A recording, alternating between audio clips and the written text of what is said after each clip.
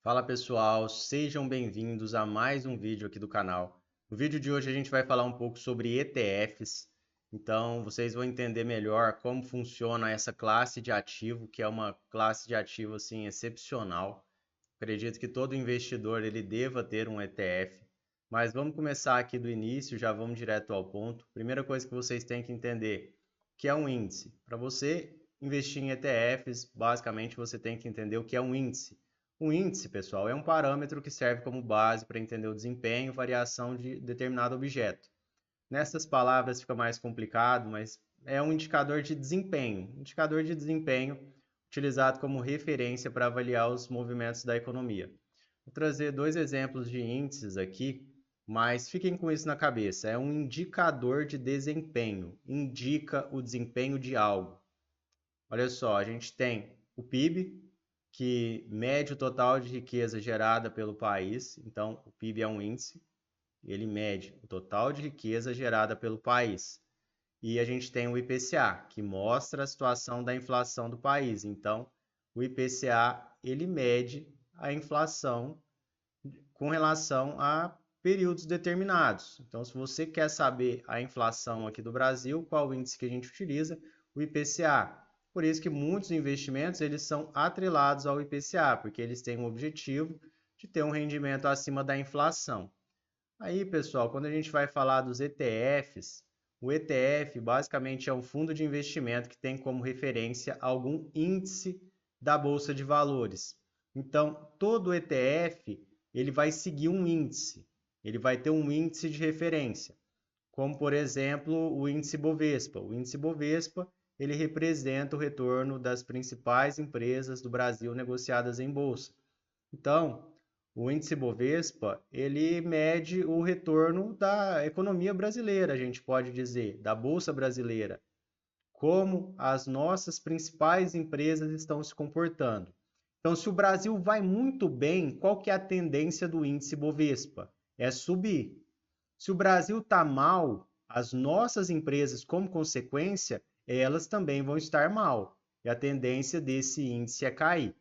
Bom, a gente tem aqui algumas características dos ETFs, mas eu vou pular essa parte, porque eu já acabei falando grande parte disso.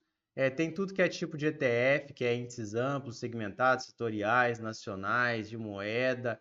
Então você consegue se expor através de ETFs em praticamente qualquer classe de ativo. Quando a gente fala até da Bolsa Brasileira, a gente é um pouco mais limitado. Mas no mercado americano, pessoal, tem ETF de tudo que é coisa, de tudo que vocês pensarem. E aqui a gente vai falar um pouco do John Bogle, que é o fundador do grupo Vanguard. Ele já é falecido. Ele fundou um império, que é uma gestora global, que administra mais de 5 trilhões em ativos. E a sua maior inovação, que foi trazida ao mercado de capitais, é o ETF. O John Bogle ele foi o criador dos ETFs e realmente ele revolucionou o mercado. E o motivo por que ele criou os ETFs é que o Bogle ele sempre foi um defensor do investimento de baixo custo e diversificado em ações, principalmente nos Estados Unidos, até por ser o maior mercado do mundo. E o argumento dele era muito simples. A maioria dos gestores não merece a remuneração que recebe, pois eles não conseguem gerar aos cotistas um desempenho acima da média após as taxas. Então, um dos pontos que mais incomodava o Bogle era que quando as pessoas elas investiam através dos fundos de investimento, esses fundos de investimento eles sequer conseguiam superar o índice de referência. Então, imagina só, você está pagando um gestor, porque eles são remunerados, e esse gestor ele não tem competência nem para superar o índice. E quando a gente fala sobre esse assunto, a gente não está falando de um ou outro, são a maioria dos fundos de investimento. Olha só, aqui eu tenho um estudo que mostra o percentual de fundos que foram superados pelo seu benchmark. Aqui a gente pode ver 86%, 91%, 93%, 97%. Então, quer dizer, esses fundos eles não superaram o índice de referência. Então imagina só, você está investindo em um fundo que ele tem ali como objetivo ter ações brasileiras e esse fundo sequer supera o índice Bovespa. Você pega uma janela de 10 anos, 20 anos, e esse fundo não consegue superar o índice Bovespa.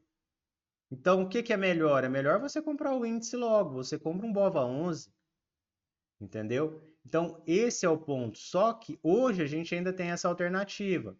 Antes da criação dos ETFs, a gente não tinha, e essa inovação do Bogle, ela realmente revolucionou o mercado. E aí, se a gente pega os Estados Unidos, pessoal, mesma coisa. Olha só, a gente pega período de 20 anos. Olha só o percentual de fundo que não supera o índice de referência. 90%, 94%, 97%, 92%. Isso aqui, pessoal, é um absurdo. Então, os ETFs eles vieram para revolucionar o mercado.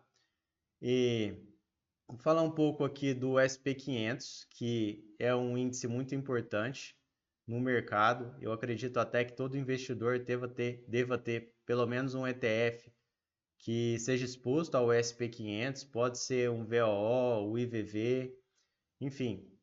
O SP500 é a principal referência para o retorno médio das ações nos Estados Unidos. Ele representa as 500 ações que são as mais negociadas nas principais bolsas americanas. Então, representa as 500 maiores empresas negociadas nas principais bolsas dos Estados Unidos. Olha só, conforme a gente observou, o investidor estaria mais bem servido caso tivesse apenas comprado o SP500 com relação aos fundos que nós vimos anteriormente, ao invés de colocar dinheiro na mão do gestor.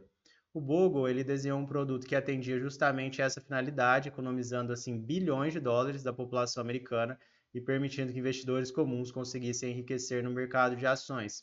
Então é uma forma muito fácil de se expor e que vai entregar um retorno relevante ao longo do tempo, porque quando a gente pensa em economia, vocês podem ver que com o tempo a tendência do mundo é sempre melhorar, sempre evoluir. Então, a tendência é que a gente sempre produza mais e que esses índices de referência, que as empresas no geral, elas tenham cada vez mais valor, que o nosso mercado ele sempre se valorize. Olha só, quem comprou o SP500, ele fez um bom negócio nas últimas décadas. De 75 a 2018, o índice retornou 4,43% acima da inflação, mesmo descontando a taxa de administração, que é praticamente irrisória, que o ETF mais barato da Vanguard cobra apenas 0,04% ao ano. Então, uma taxa irrisória. O investidor ele teria uma rentabilidade muito satisfatória e sem ter muita pressão, sem pensar muito. Por quê? Você não precisa entender de análise detalhada, você não precisa selecionar ações individualmente, basta você comprar um ETF amplo, como o SP500, que você vai geralmente garantir um bom retorno no longo prazo. O Warren Buffett também afirmou publicamente que ninguém contribuiu tanto para o benefício do pequeno investidor como o John Bogle, e uma das suas cartas anuais da sua empresa, ele deixa claro que o investimento que indica para o administrador do dinheiro da sua esposa, isso caso ele viesse a faltar e alguém tivesse que administrar os recursos para a esposa dele, ele diz nessa carta que 90% dos recursos devem ficar em um ETF que segue o SP500 com custos baixos, provavelmente seria o VOO ou o IVV, e 10% em títulos do governo dos Estados Unidos de curto prazo. Então, pessoal, aqui eu acredito que vocês conseguem ter uma visão bem clara do que são os ETFs e do que eles podem proporcionar. Vou trazer para vocês aqui um pouco o detalhamento do índice Bovespa. Para quem não conhece, está aqui, ó. O Ibovespa é o principal indicador de desempenho das ações negociadas na B3 e reúne as empresas mais importantes do mercado de capitais brasileiro. Então, esse índice ele vai reunir as nossas melhores empresas.